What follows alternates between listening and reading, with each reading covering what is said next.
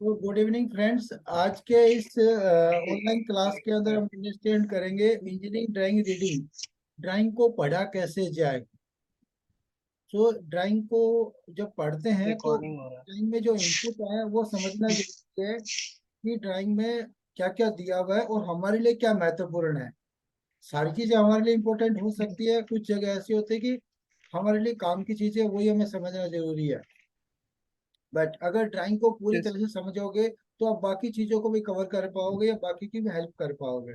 For example inspection के point of view से, manufacturing point of view से, picture design, tool selection, ये सब चीज ड्राइंग से ही होता है। क्योंकि अगर ड्राइंग की इनपुट ही हमें आपको प्रोग्राम बनाने के लिए मिलेगी, अगर ड्राइंग हमारी क्लियर नहीं है तो हम आगे बढ़ नहीं पाएंगे। चाहे कितना अच्छा प्रोग्राम सीख लो तो हम आगे अगर कोई हमें ड्राइंग पकड़ाता तो हम उसका प्रोग्राम नहीं बना सकते। तो मेन उसका फंडामेंटल के बारे में समझते हैं कि ड्राइंग रीडिंग क्या है और ड्राइंग क्या चीज है, पहले ड्राइंग को समझते हैं। ठीक।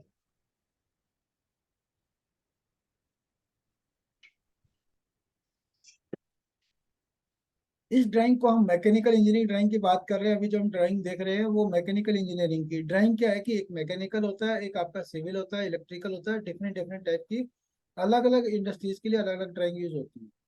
तो हम यहाँ पे अभी जो बात करें मैकेनिकल ड्राइंग की बात। सर एक बात पूछना था। यस। हेलो। हाँ हाँ, पूछिए पूछिए। सर पूछना था कि क्या इसका रिकॉर्डिंग भी मिल जाता है कि इसी हाँ में हाँ, मिलेगा मिलेगा ये वन क्लास? मिलेगा मिलेगा। अच्छा ठीक है। बाद में देख और देखेंगे। ठीक ठीक। ओके। यहाँ पे हम कंपोनेंट ड्राइंग रीडिंग फंडामेंटल की बात करते हैं। कंपोनेंट ड्राइंग के बेसिक बातों को पढ़ना, ड्राइंग के अंदर जो मेन इंपॉर्टेंट चीज होती है उनको समझना, क्या चीज होती है, ड्राइंग की शुरुआत पढ़ना कैसे करें। पहली बात तो हम ड्राइंग को समझते हैं कि ड्राइंग है क्या चीज, ड्राइंग क्या चीज है और हमें क्या बताती है और ठीक। ड्राइंग बनाई कैसे जाती है, और ड्राइंग के जो हिस्ट्री है उसके बारे में समझते हैं। ड्राइंग का है कि ऑब्जेक्ट क्या है। ड्राइंग का ऑब्जेक्ट है the object need to communicate. हम एक चीज दूसरे आदमी को समझाना चाहते हैं, ये ड्राइंग कहलाती है, चाहे ड्राइंग कोई भी हो। एक दूसरे से कम्युनिकेशन का एक टूल है जिसको हम ड्राइंग के द्वारा एक कंपनी से दूसरी कंपनी में या एक डिपार्टमेंट से दूसरे डिपार्टमेंट में इसको ट्रांसफर कर सकते हैं, कम्युनिकेट कर सकते हैं। ड्राइंग दो तरह की होती है, अब यहाँ पे हम बात करते हैं। एक होती है आर्टिस्ट ड्राइंग। आर्टिस्ट ड्राइंग क्या होती है, किसी एक कलाकार ने ड्राइंग बनाई है, वो आर्टिस्ट ड्राइंग कहलाती है। बट ये ड्राइंग इमेजिनरी है। इमेजिनरी मीन्स जो डिजाइनर ने अपना सोच के बनाया है, बट वो फिजिबल है, विजिबल है, वो कुछ भी नहीं पता उसके बारे में, इसलिए उसको कलाकृति बोलते हैं उसको। अभी आपको ये दिख रही है, इसको आप देखोगे तो समझ में नहीं आएगी क्या चीज है ये, बट ड्राइंग है ये। जी, समझने का और इसका कोई मतलब। फिक्स मापतोल भी नहीं होता है? बिल्कुल बिल्कुल। तो एक ड्राइंग ये भी होती है जिसको हम आर्टिस्ट ड्राइंग बोलते हैं। Paper could not about anything.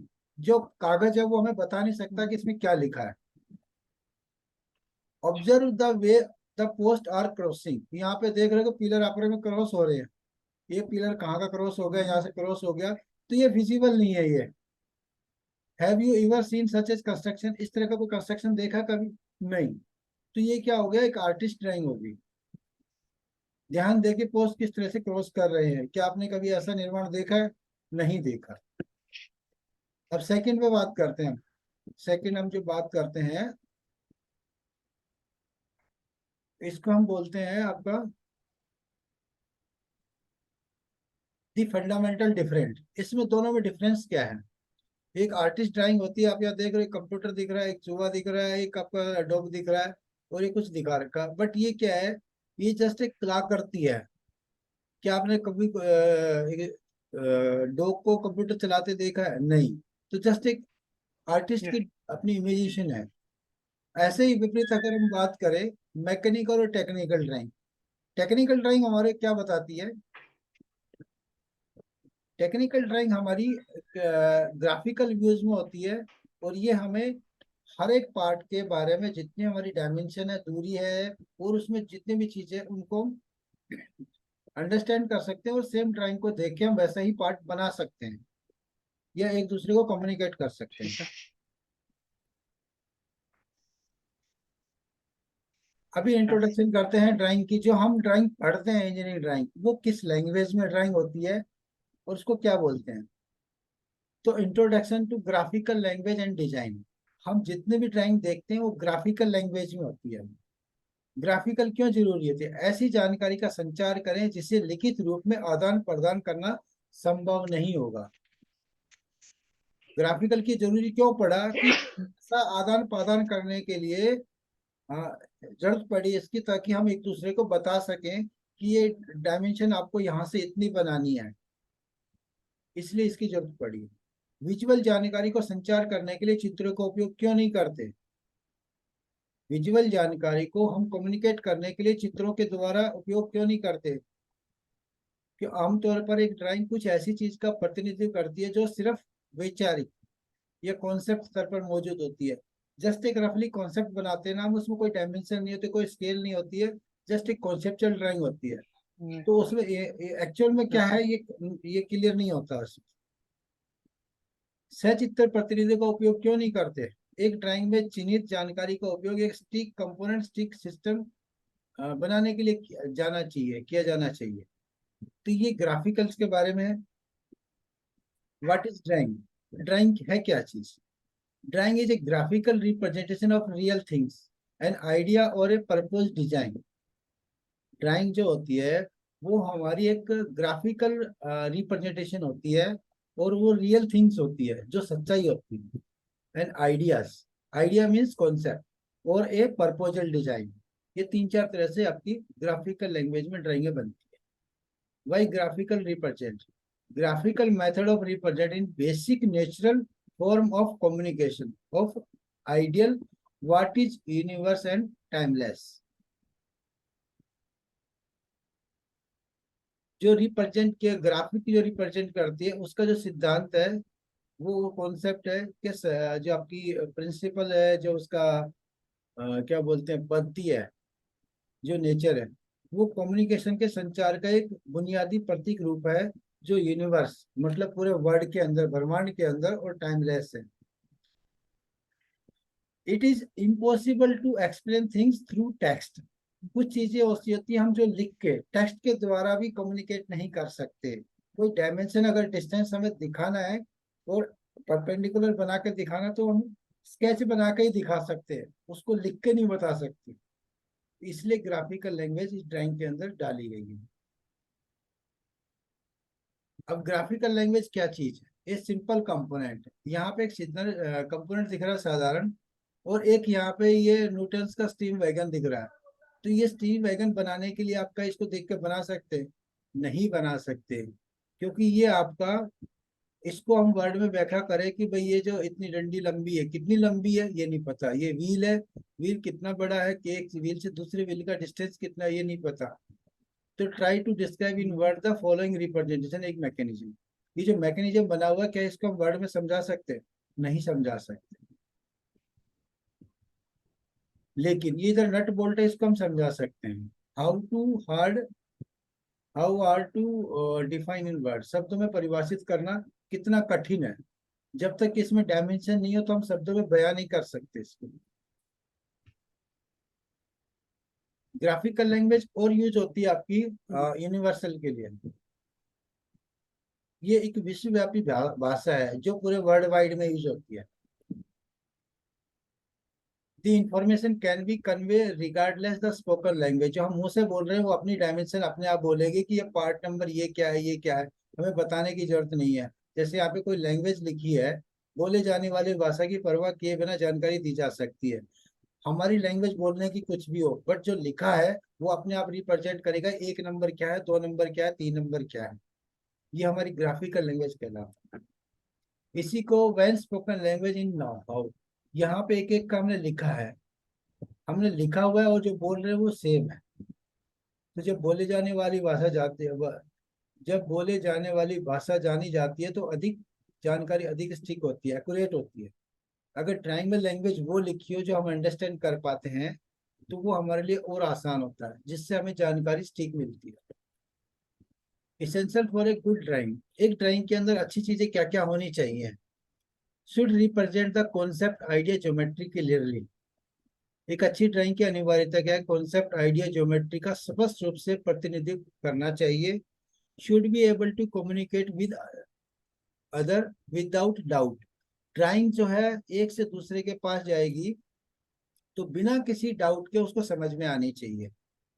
Should respect the manufacturing feasibilities. Drawing के अंदर जब बनती है तो फिजिबिलिटी होनी चाहिए कि ये फिजिबल भी हो, पार्ट बनना भी नहीं चाहिए।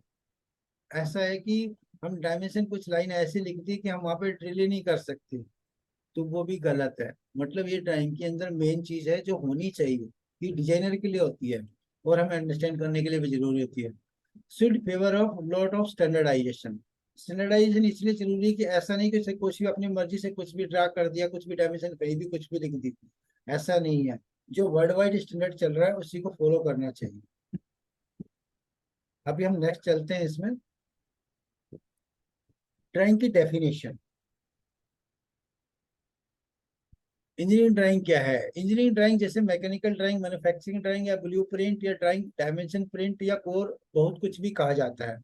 ये सब अपने अपने इंडस्ट्रीज की लैंग्वेज होती है जिसको हम बोलते हैं। इसको अलग अलग भी बोल सकते हैं, mechanical drawing, manufacturing, blueprint drawing, खाली ड्राइंग भी बोलते हैं, डायमेंशन प्रिंट भी बोलते हैं, और भी कुछ कहा जाता है। इसको टेक्निकल ड्राइंग में से एक को रेफर करता है जो इंजीनियरिंग प्रोडक्ट को की आवश्यकताओं की को परिभाषित करने में मदद करता है। मूल रूप से इस प्रकार की ड्राइंग का उद्देश्य प्रोडक्ट और उसके कंपोनेंट को सभी ज्योमेट्रिकल विशेषताओं को स्पष्ट रूप से कैप्चर करना है। यह सुनिश्चित करेगा कि निर्माता विशिष्ट आवश्यकताओं को पूरा करने वाले कंपोनेंट का उत्पादन कर सके। मैकेनिकल ड्राइंग में मैन्युफैक्चरिंग प्रोसेस का विवरण शामिल है। इस प्रकार यह एक डिजाइन प्रोसेस के लिए इंजीनियरिंग आइडिया को बताता है। ये मैन्युफैक्चरिंग प्रोसेस क्यों ऐड है, ये जो लिखी हुई लाइन, इसका मतलब ये है कि इनका रिलेशन होता है। एक डायमेंशन बनेगी, फिर उसके बाद दूसरी बनेगी, फिर तीसरी बनेगी, इनका आपस में रिलेशन होता है। अगर रिलेशन नहीं होगा तो पहले कौन सी बनेगी बाद में कौन सी बनेगी हमें नहीं पता लगेगा। इसलिए ड्राइंग में ये रिलेशन बना होता है जिससे हमें प्रोसेस पता लगता है कि पहले कौन सी डायमेंशन बनानी है, देन उसके बाद दूसरी कौन सी बनानी, तीसरी कौन सी बनानी। उसी से हमारा सेटअप डिफाइन होता है। यह पहले से मौजूद कंपोनेंट के रिकॉर्ड को भी प्रदान कर सकता है। इंजीनियरिंग ड्राइंग सिर्फ एक उदाहरण नहीं है, बल्कि इसका उद्देश्य कंपोनेंट के साइज और शेप का वर्णन करना है। इस तरह के विवरण में acceptable variance limit, acceptable variance limit का मतलब है कि ये पार्ट कितनी डायमेंशन के अंदर बना सकते हो, मटेरियल और अन्य के स्पेसिफिकेशन भी शामिल हो सकते हैं। चित्र विभिन्न रूपों के हो सकते हैं, मतलब जो उसमें ड्राइंग ड्रा की होती है वो किस किस व्यू में किस किस रूप में हो सकते हैं। ऑब्लिक टाइप के हो सकते हैं, ऑब्लिक से लेके आइसोमेट्रिक तक होते हैं। चित्र में प्रोजेक्शन की एक सीरीज भी शामिल है। मतलब ड्राइंग के अंदर प्रोजेक्शन भी एक इम्पोर्टेंट चीज है कि पार्ट को कैसे देखा जाए, जो कंपोनेंट के विभिन्न कोणों एंगल को दर्शाती है। इन सभी का उद्देश्य उत्पादों को आवश्यकताओं को पूरा करना है। इंजीनियरिंग ड्राइंग से आप क्या समझते हैं? इंजीनियरिंग ड्राइंग का उपयोग डिजाइन आइडिया और टेक्निकल जानकारी को इंजीनियरों और अन्य पेशेवरों को डिजाइन प्रोसेस के दौरान कम्युनिकेट करने के लिए किया जाता है। इसका उद्देश्य क्या है इंजीनियरिंग ड्राइंग का, ये बनाई क्यों गई है? जैसा कि पहले उल्लेख किया गया है कि इस मैकेनिकल ड्राइंग में मैन्युफैक्चरिंग कंपोनेंट के लिए आवश्यक हर जानकारी शामिल है। जानकारी में डायमेंशन, पार्ट नंबर, नाम, वेरिएंस, टॉलरेंस और बहुत कुछ शामिल हो सकता है। इसलिए एक इंजीनियर ड्राइंग मिलने के तुरंत बाद मैन्युफैक्चरिंग प्रोसेस शुरू कर सकता है। डिजाइन और मैन्युफैक्चरिंग प्रोसेस के दौरान कम्युनिकेशन टूल्स है जो एक सप्लायर के साथ अनुबंध के रूप में कार्य करता है। इसका मतलब क्या है कि जब भी आप किसी को ड्राइंग देते हो कंपोनेंट का, एक कंपनी दूसरी कंपनी को अगर बनाने के लिए बोलती है तो उसमें और बाकी टर्म्स उसको लिखने की जरूरत नहीं है।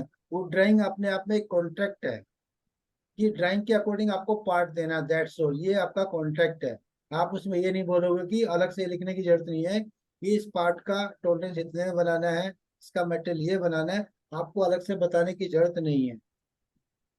इसलिए वो एक कॉन्ट्रैक्ट में रूप में काम करता है। एक्सेप्टेड पार्ट्स की गुणवत्ता तो स्थापित। Sir yes yes tell me. Hello, तो सर उस ड्राइंग के में जो सीट रहता है उसमें ये सब लिखा होता है क्या कि इसमें टर्निंग कहाँ होगा, इसमें थ्रेडिंग कहाँ होगा, सब लिखा हुआ होता है ये सब? मैक्सिमम कितना कवर टर्निंग होगा, होता है, कितना मैक्सिमम कवर होता है। बाकी चीजें अभी आएंगी, जब आगे होगी एक एक चीज आपको और क्लियर होगी।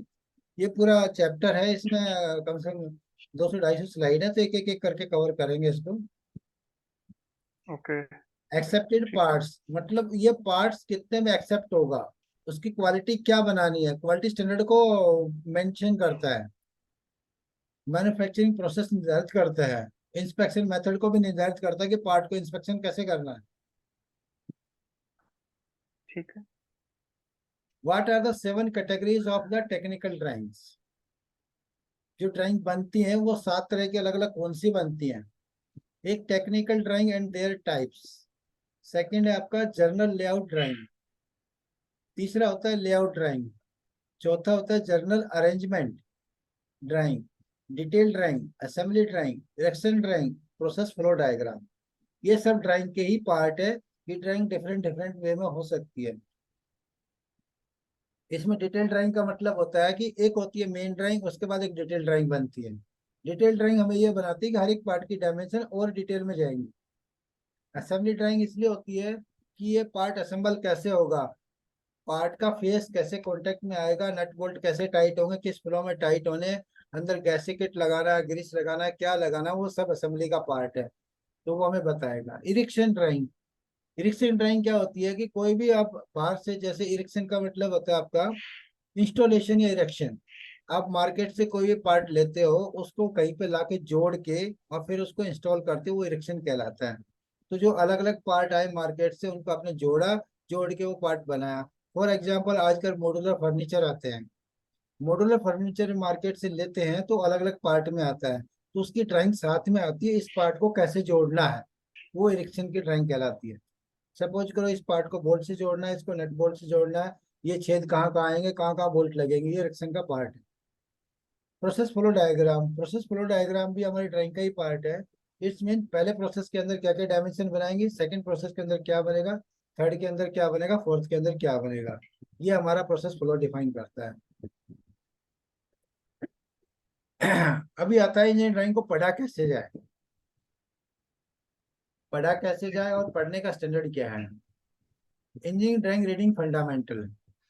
जिस तरह एक आर्किटेक्चर ड्राइंग या ब्लूप्रिंट आपको दिखाता है कि एक बिल्डिंग का निर्माण कैसे किया जाता है, एक इंजीनियरिंग ड्राइंग आपको दिखाती है कि किसी विशिष्ट वस्तु या उत्पादन का निर्माण कैसे किया जाता है। इंजीनियरिंग ड्राइंग में विभिन्न सिंबल और संक्षिप्त रूप आपको उपयोग किए गए डायमेंशन, डिजाइन और मेटल के बारे में जानकारी देते हैं। इन सिंबल और संक्षेपों को अमेरिकी स्टैंडर्ड, जिसको हम एएसएमई या यूएस में American Society of Mechanical Engineering ASME द्वारा मानकीकृत स्टैंडर्ड किया गया है। यदि आपने पहले कभी किसी ड्राइंग को नहीं देखा तो इंजीनियरिंग ड्राइंग डराने वाली हो सकती है, लेकिन इस क्लास में हम आपको उन्हें समझाने में मदद करेंगे। ड्राइंग को पढ़ने की कुंजी डिटेल्स और स्पष्ट एक सरल प्रक्रिया का पालन करना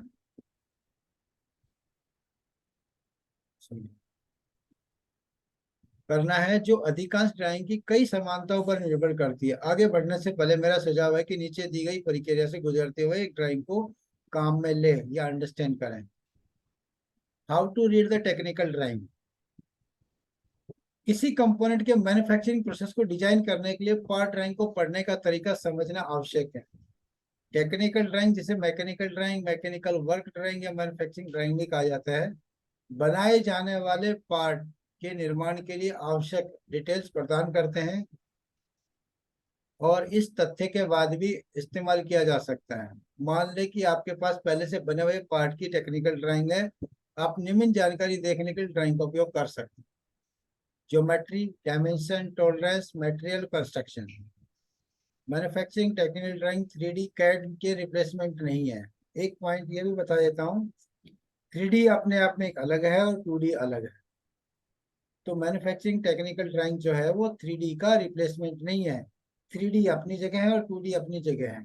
तो हम जो डिस्कस करेंगे वो 2D के बारे में डिस्कस करेंगे। जो प्रोडक्ट को उत्कृष्ट प्रतिनिधि है, लेकिन वे यह जानकारी नहीं देते कि टेक्निकल ड्राइंग आपको देती है। मतलब 3D जो है पार्ट से रिलेटेड है, व्यू अच्छा दिखता है, लेकिन वह जानकारी नहीं देते जो टेक्निकल ड्राइंग में होती है। 3D के अंदर सारी डायमेंशन नहीं होती, ना ही सारी टॉलरेंस होती। टेक्निकल ड्राइंग परिभाषा बताती है कि यह एक एक्यूरेट और विस्तृत ड्राइंग है। सर। इसमें कुछ सिंबल्स और ऑब्जर्वेशंस होती हैं, क्योंकि ड्राइंग में बहुत अधिक जगह नहीं होती, इसलिए इंजीनियर जो विशेषताओं और डायमेंशन को कम्युनिकेट करने के लिए सिंबल और संक्षिप्त कारों का उपयोग करते हैं। सिंबल यूनिवर्स होते हैं, यूनिवर्स का मतलब वर्ल्ड वाइड होते हैं, जो किसी को भी इंजीनियरिंग ड्राइंग का उपयोग करने की अनुमति देते हैं, चाहे वो किसी भी भाषा में बात करें। लैंग्वेज बोलने की अलग है, लेकिन कम्युनिकेशन करने की लैंग्वेज एक ही है। तो ये आपको जो दिख रही है ड्राइंग में, इससे आप अंडरस्टैंड कर पाओगे कि क्या लिखा है। यहाँ पे डायमेंशन लिखे, ये डायमेंशन लिखे, ये टाइप लिखे, तो ये जस्ट एक कम्युनिकेशन है। इसमें कुछ सिंबल्स हैं, कुछ ऑब्जर्वेशन है। अब ड्राइंग पढ़ने के जो स्टेप्स है उनको फॉलो करते हैं। सबसे पहला जो स्टेप है वो क्या है? हमेशा टाइटल ब्लॉक में विवरण को पढ़ने के साथ शुरू करें। ड्राइंग जो भी पढ़नी है वो सबसे पहले हमेशा टाइटल ब्लॉक को पढ़ना चालू करें। इस जानकारी को उस रेफरेंस के रूप में माना जाता है जिसमें ड्राइंग को माना जाना चाहिए। विवरण आपको निम्नलिखित जानकारी देनी चाहिए। टाइटल ब्लॉक के अंदर क्या क्या डायमेंशन मिलेंगे, आपको क्या क्या इंफॉर्मेशन मिलेगी? जनरल टॉलरेंस, जिसको हम सामान्य टॉलरेंस बोलते हैं। प्रोजेक्शन का विवरण, ड्राइंग में प्रयुक्त स्केल, किस स्केल का यूज किया गया है। ड्राइंग का स्टेटस क्या है, ये ड्राइंग इनिशियल है, अप्रूव्ड है, या स्टडी ड्राइंग है। कंपोनेंट या असेंबली का नाम, ड्राइंग के मालिक का नाम, संपर्क विवरण, ये ड्राइंग किस कंपनी की है, और उसमें इस कंपनी से कांटेक्ट करने के लिए उसमें डिटेल होगी, एड्रेस होगा, नंबर होंगे। मास और वजन, इसका वेट कितना है। ड्राइंग में प्रयुक्त यूनिट्स कौन सी यूज की गई है, इंचेस की है, मेट्रिक्स की है। सीट नंबर और सीट की संख्या लिखी होगी। सीट नंबर और सीट की संख्या क्या कहती है? जैसे ड्राइंग बनाते वक्त ड्राइंग कई बार इतने सारे व्यूज हो जाते हैं कि उसको मल्टीपल सीट के अंदर डालना होता है। हाँ, एक सीट, दो सीट, चार सीट, पांच सीट। सपोज करो किसी एक कंपोनेंट की ड्राइंग को बनाने के लिए पांच सीट का उपयोग किया गया है, तो ड्राइंग पढ़ते वक्त पांचों सीट हमारे हाथ में होनी चाहिए, तभी हम उसको अंडरस्टैंड कर पाएंगे। अदरवाइज कोई भी एक सीट मिसिंग होगी तो हम कोरिलेट नहीं कर पाएंगे। हो सकता है कि एक व्यू आधा यहाँ पे और आधा दूसरी सीट में हो। तो पहला स्टेप ये है। सेकंड स्टेप क्या कहता है? अगला कदम, ड्राइंग में नोट्स को पढ़ना जरूरी है। जितना इंपॉर्टेंट हमारा टाइटल ब्लॉक है उतना इंपॉर्टेंट नोट्स भी हैं। नोट्स हमें ये बताते हैं कि इस पार्ट को बनाने के लिए हमें क्या क्या सावधानी बरतनी है, और क्या क्या इसके लिए इंपॉर्टेंट कुछ नोट्स है कि पार्ट को पेंट करना है, पार्ट की ड्राइंग कहाँ से मेंशन करनी है। बहुत सारी इंफॉर्मेशन होती है जो इसमें होती है। नोट्स में कोई भी जानकारी हो टाइटल ब्लॉक के साथ विरोध करती है, मतलब जगह इतनी नहीं होती, इसलिए इसको अलग से लिखा जाता है। उसे सही जानकारी के रूप में माना जाना चाहिए। इसीलिए नोट सभी मामलों में टाइटल ब्लॉक की जानकारी का स्थान लेंगे। मतलब जितना इंपॉर्टेंट टाइटल ब्लॉक है उतनी इंफॉर्मेशन ये भी यूजफुल है, और उतनी ही आपके लिए महत्वपूर्ण है जितना टाइटल ब्लॉक है। तो इसमें किस तरह की डायमेंशन हो सकती है, मैं जरा एक दो एक्सप्लेन कर देता हूँ। फॉर एग्जाम्पल ये लिखा है बोर, बोल्ड है, कुछ भी लिखा है, या होंड लिखा है। कहने का मतलब है कि ड्राइंग के अंदर क्लियर लिखा है कि ये वाला बोर साइज आपको होनिंग से बनाना है। स्ट्रोक लिखा है 24 इंच। रोड का डायमीटर लिखा 1.75। क्रोम प्लेटेड है, ये जो सिलेंडर की रोड है उसकी दिखा हुआ है। Non cushion double acting hydraulic cylinder. और इसकी ये टेस्टिंग क्या है, इसको बनाने के बाद टेस्ट कैसे करना है। Test 4000 PSIG as per this standard. Painting क्या है, सेफ्टी रेड पर स्टैंडर्ड, इस पे पेंट करना है रेड कलर का। No paint allow on bearing, bearing पे कोई पेंट नहीं करना है। इस तरह के नोट्स होने हो सकते हैं ड्राइंग में, तो ये हमें पढ़ने समझने उनको ड्राइंग बनाते हुए, ड्राइंग से कंवर्ट बनाते हुए इन चीजों का ध्यान रखना। ये बकलिंग लिखा है, बकलिंग नहीं होना चाहिए, फुली एक्सटेंडेड। सब एग्जाम्पल यहाँ भी लिखे हुए अनलेस अदरवाइज अनस्पेसिफाइड, जहाँ पे नहीं लिखा हो उनको। Drawing this drawing is to be use in the conjunction with the CAD model for complete production definition. इस कंपोनेंट को बनाने के लिए 3D मॉडल का भी उपयोग करना है, ये लिखा है इसमें। All feature derived from CAD model and shall be in accordance with all our profile tolerance of this figure tolerance unless otherwise unspecified. Queried CAD model values shall be interpreted as basic dimension. Undimensioned values shall be queried from CAD models. Reference dimension shall be queried from CAD models. इसका मतलब क्या है कि जो dimension drawing में नहीं है वो CAD मॉडल को रेफर करें। स्टेप तीसरा है, चौथा तीसरा स्टेप आ गया bill of materials. Bill of material हमें ये बताता है कि इस पार्ट को बनाने के लिए या इस पार्ट को असेंबल करने के लिए इस ड्राइंग में और क्या क्या लिखा है, जो हमें इसको पता होना चाहिए। बिल ऑफ मटेरियल का मतलब क्या होता है, जैसे हमारी एक असेंबली ड्राइंग है तो हम इसलिए बना रहे हैं कि मैन्युफैक्चरिंग ड्राइंग भी हो सकती है, असेंबली ड्राइंग भी हो सकती है, इसलिए हम सब तरह की ड्राइंगों का ही एग्जाम्पल बता रहे हैं। ऐसा नहीं कि खाली हम मैन्युफैक्चरिंग की बात करें। ड्राइंग का मीन्स ड्राइंग। तो यहाँ पे बोम जो होता है ट्यूबुलेटेड फॉर्म में होता है। ट्यूबुलेटेड मतलब एक टेबल बनी हुई होगी, तो इस टेबल के अंदर आपको लिख रहा है कि पार्ट 1 2 3 4 5 सब पार्ट नंबर लिखे हुए। इस पार्ट की डिटेल ये असेंबल कैसे होगा यहाँ पे दिख रहा है, और पार्ट नंबर कितने, और वो पार्ट का मटेरियल क्या है, कितने रिक्वायरमेंट है एक असेंबली को बनाने के लिए, क्वांटिटी लिखी हुई है और स्पेशल नोट्स लिखे हुए। सेम एग्जाम्पल इसके लिए अप्लाई होता है। तो तीसरा स्टेप है बिल ऑफ मटेरियल। चौथा स्टेप आता है सुनिश्चित करें कि आपके पास असेंबली ड्राइंग के सभी रिलेवेंट पेज हैं। जो हमारी ड्राइंग का जो सीरीज है श्रृंखला हो सकती है, इसलिए जानकारी का अनुवाद करने में सक्षम होने के लिए पूरी श्रृंखला मौजूद होनी चाहिए। मीन्स ये जैसे आपकी सीट लिखी हुई है, ये सीट सारी होनी चाहिए। अभी आती है लाइनें।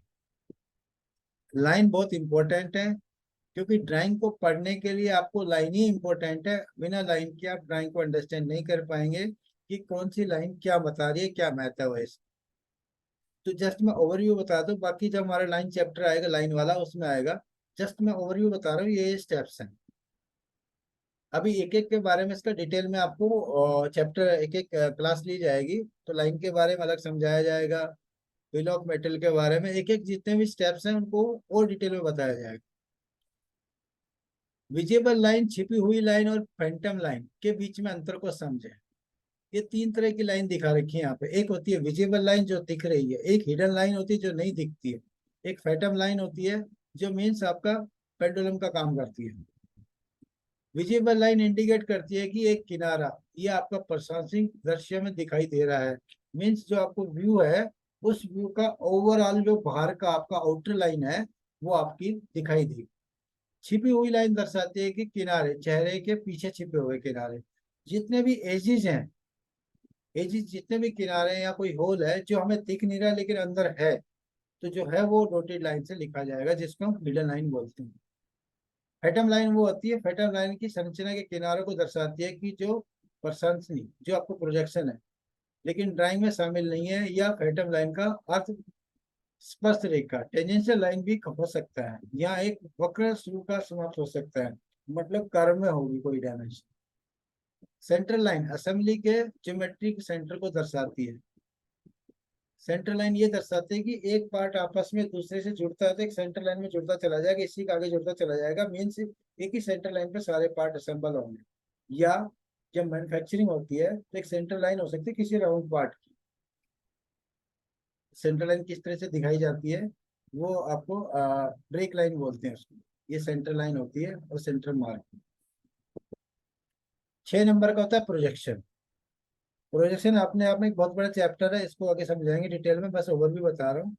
प्रोजेक्शन सेक्शन और विवरणों को समझे। प्रोजेक्शन, सेक्शन और डिटेल्स ये तीनों अलग अलग चीज है। डायमेंशन को नजरअंदाज करते हुए सिविल ड्राइंग को देखें। सबसे पहले जब ड्राइंग देखेंगे तो सारी डायमेंशनों को भूल जाए, खाली हम व्यू को देखें। उस व्यू को देख के हम अंडरस्टैंड कर पाएंगे कौन सा व्यू किससे कनेक्टेड है। तो डायमेंशन सेकेंडरी मैटर आता है, और एक बार में ड्राइंग समझ में नहीं आएगी, उसको एक बार पढ़ेंगे, 2 बार पढ़ेंगे, और एक बार कंटिन्यू नहीं पढ़ना उसको। एक बार देखने के बाद उस देर कुछ देर रख दो उसको, 10 मिनट 15 मिनट आधा घंटा 1 घंटा, उसके बाद दोबारा से उसको फिर देखो, फिर आपको ड्राइंग और क्लियर होगी, फिर समझ में आएगा। एक बार में किसी को भी समझ में नहीं आती वन टाइम, तो उसमें बहुत टाइम लगाना पड़ता है। उसका तरीका ये है कि एक बार देख लो, उसके बाद रख दो, दोबारा से 1 घंटे बाद फिर दोबारा देखो, तो आपको जो चीज देखी हुई याद रहेंगी, और जो चीजें आपस में नहीं जोड़ पाए थे उनको फिर जोड़ सकते हैं। और कल्पना करने का प्रयास करें कि असेंबली 3D में कैसी होती है। इन व्यूज को आपस में जोड़ने की कल्पना करें माइंड में, देखें कि ये पार्ट आपस में जुड़ने के बाद कैसे दिखेंगे। अधिकांश नई ड्राइंगों में सहायता के लिए एक आइसोमेट्रिक व्यू भी होता है। आजकल जितने नई ड्राइंगें आती हैं उनमें आइसोमेट्रिक व्यू भी साथ दिखता है, तो उसमें बिल्कुल समझ में आता है कि ये पार्ट इस तरीके का होगा। जो स्टार्ट पॉइंट है, स्टार्ट पॉइंट के रूप में सेक्शन और विवरणों का उपयोग करें। सबसे पहले हम जो हमारा सेक्शन क्या है और उसकी जो डिटेल्स हैं व्यू उनको देखें, और आप जल्द ही महसूस करेंगे कि विवरण और सेक्शन महत्वपूर्ण कंपाउंड और विशेषताओं को उजागर करने के लिए बनाए गए हैं। जितने अंदर इंपॉर्टेंट डायमेंशन है उनको हाईलाइट करने के लिए, दिखाने के लिए वो बनाए जाते हैं। ये हम जो व्यू कर रहे थे बात ग्राफ इसकी प्रोजेक्शन की। जो प्रोजेक्शन दो तरह के मेन होते हैं ड्राइंग के अंदर हम जो यूज करते हैं, एक होता है पैरेलल प्रोजेक्शन और एक होता है आपका ओब्लिक या हमारा पर्सपेक्टिव। पर्सपेक्टिव वो चीज होती है कि हम कौन सी चीज को कहाँ से देख रहे हैं। सपोज करो कोई चीज को मैं अगर टेढ़ी नजर करके देख रहा हूँ तो हमें दिखेगा कि यहाँ से देख रहा हूँ।